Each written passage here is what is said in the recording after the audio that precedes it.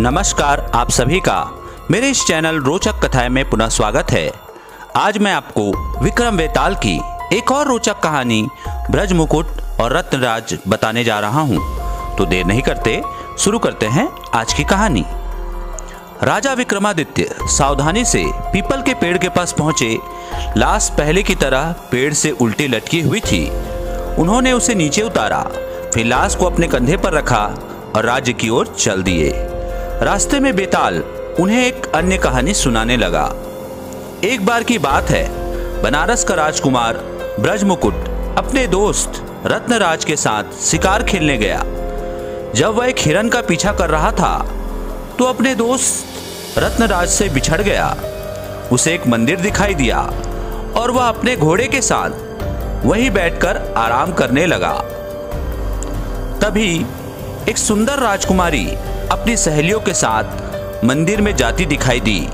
उसे देखते ही ब्रज मुकुट को उससे प्यार हो गया। जब राजकुमारी मंदिर से बाहर आई तो उसने ब्रज मुकुट को देखा, जो अपने घोड़े की काठी ठीक कर रहा था। वह भी उस पर मोहित हो गई। उसने अपनी चोटी से कमल का एक फूल निकालकर अपने कान के पास लगा लिया, फिर उसे थोड़ा सा कुतरकर धरती पर गिरा दिया। इसके बाद उसने उसे अपने पैरों से कुचलकर फिर उठा लिया और अपने दिल पर रख लिया।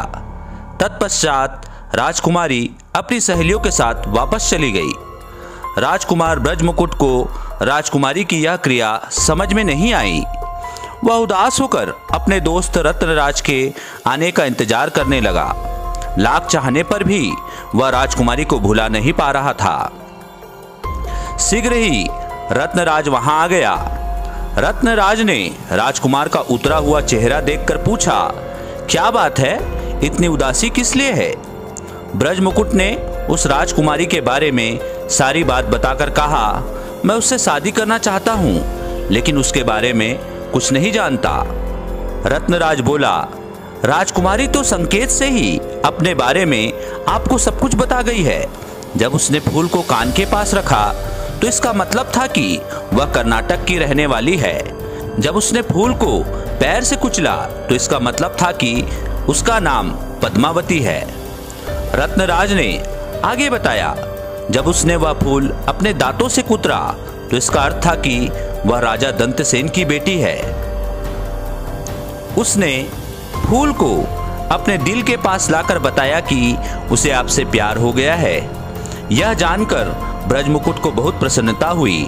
दोनों दोस्तों ने फैसला किया कि वे राजकुमारी से मिलने के लिए कर्नाटक जाएंगे। कर्नाटक वहां से ज्यादा दूर नहीं था।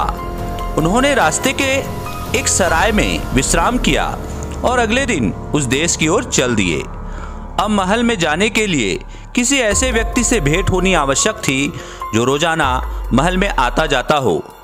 महल के पास उन्हें एक बूढ़ी औरत मिली जो पद्मावती को फूल देने जाती थी। उन्होंने उसे इस बात के लिए तैयार कर लिया कि वह राजकुमारी के पास उनका संदेश पहुंचा देगी। रत्नराज ने कहा, राजकुमारी से कहना कि उसने जिसे मंदिर के पास देखा था वह उससे मिलने आया है। जब बूढ़ी औरत ने जाकर राजकुमारी पद्मावती को संदेश दिया तो उसने अपने हाथों में चंदन का लेप लगाया और बूढ़ी औरत के दोनों गालों पर एक एक थप्पड़ लगा दिया। बूढ़ी औरत रोते रोते राजकुमार के पास गई और कहा कि राजकुमारी तो संदेश सुनकर नाराज हो गई, अब राजा उसे जरूर सजा देगा। यह सुनकर ब्रज मुकुट घबरा गया, लेकिन रत्नराज ने हंसकर कहा, अरे ऐसी कोई बात नहीं है, कुछ नहीं होगा। इन थप्पड़ों का मतलब है कि राजकुमारी ने तुम्हें चढ़ते चंद्रमा की 10वीं को मिलने के लिए बुलाया है। राजकुमार ब्रज मुकुट उस तिथि को राजकुमारी पद्मावती से मिलने गया। जब वह वापस आया तो बहुत उदास था। उसने रत्नराज को बताया कि राजकुमारी के पिता ने उसका विवाह कहीं दूसरी जगह तय कर दिया है। रत्नराज ने कहा कि वह जल्द ही इसके लिए भी कोई उपाय करेगा। उसने राजकुमार से कहा, अगली बार जब तुम उससे मिलने जाना तो अपने हाथ में एक त्रिशूल ले जाना। जब तुम पद्मावती से मिलना तो त्रिशूल से उसके शरीर पर खरोंचे डाल देना और उसके सारे गहने ले आना। ब्रज मुकुट पहले तो ऐसा करने के लिए राजी नहीं हुआ, लेकिन जब रत्नराज ने बारंबार समझाया तो वह मान गया।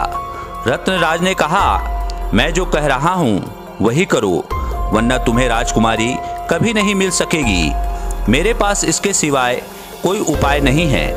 मैंने अब तक तुम्हें जो भी राय दी है वह सब सही निकली है ना? अब भी सब ठीक होगा। ब्रज मुकुट ने अपने दोस्त की सलाह मानने का फैसला किया। जब वह राजकुमारी से मिला तो उसने सारे गहने ले लिए और त्रिशूल से उसके शरीर पर खरोचों के निशान बना दिए। राजकुमारी कुछ न समझ सकी। फिर रत्नराज ने उससे कहा कि वह राजकुमारी के गहने उसी सुनार को बेच आए जहां राजा के गहने तैयार होते थे। सुनार ने पहचान लिया कि वे राजकुमारी के गहने थे। उसने तुरंत राजा को बताया। सिपाहियों ने ब्रज मुकुट को बंदी बना लिया। उसे राजा के पास ले जाया गया। राजा ने उससे पूछा, तुम्हें ये गहने किसने दिए? ब्रज मुकुट बोला, उन्हें मेरे एक दोस्त रत्नराज ने दिए हैं। राजा ने रत्नराज को बुलवाकर उससे भी वही सवाल पूछा। रत्नराज बोला, महाराज, कल रात एक चुड़ैल ने मुझ पर हमला कर दिया था। मैंने भी उस पर अपने त्रिशूल से हमला किया और उसके शरीर पर खरोचों के निशान बन गए। फिर मैंने उसके सारे गहने छीन लिए। ये वही गहने हैं जिन्हें हम बाजार में बेचना चाहते थे। राजा की समझ में कुछ नहीं आया। रत्नराज बोला, महाराज, अगर आप उसे देखें तो सब कुछ जान जाएंगे। उसके शरीर पर खरोचों के निशान अब भी होंगे। राजा ने एक दासी को चोरी से राजकुमारी को देखने भेजा। उसने आकर बताया कि वाकई राजकुमारी के शरीर पर त्रिशूल की खरोचों के निशान हैं। यह सुनकर राजा डर गया। उसने अपनी बेटी पद्मावती को चुड़ैल समझकर महल से निकाल दिया। बेचारी राजकुमारी उदास होकर जंगल की ओर चली गई। तभी उसकी भेंट ब्रज मुकुट से हुई। उसने उसे सब कुछ बता दिया। वह अपने प्रेमी को पाकर बहुत खुश हुई। फिर वे ब्रज मुकुट के राज्य की ओर चल दिए।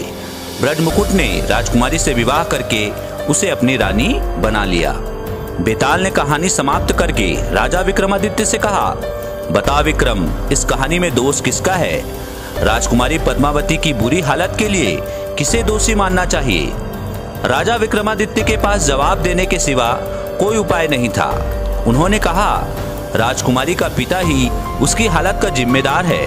उसे इतनी आसानी से एक अजनबी की बातों पर भरोसा करके राजकुमारी को राज्य से नहीं निकालना चाहिए था। उसने न्याय नहीं किया। बाकी सबने अपना अपना फर्ज निभाया है। बेताल बोला, विक्रम, तूने बिल्कुल सही उत्तर दिया। वास्तव में राजकुमारी की हालत के लिए उसका पिता यानी राजा ही जिम्मेदार है। तू सचमुच एक न्यायी और बुद्धिमान राजा है। लेकिन तू बोला, इसलिए मैं वापस चला। यह कहकर बेताल पीपल की पेड़ की ओर उड़ने लगा। राजा पुनः उसके पीछे चल दिए ताकि अपना वचन पूरा कर सके। तो दोस्तों, यह थी आज की कहानी। आशा करता हूँ आपको आज की कहानी पसंद आई होगी। पसंद आई होगी तो मेरे वीडियो को लाइक कीजिए, चैनल को सब्सक्राइब कीजिए और इसे ज़्यादा से ज़्यादा शेयर कीजिए। धन्यवाद।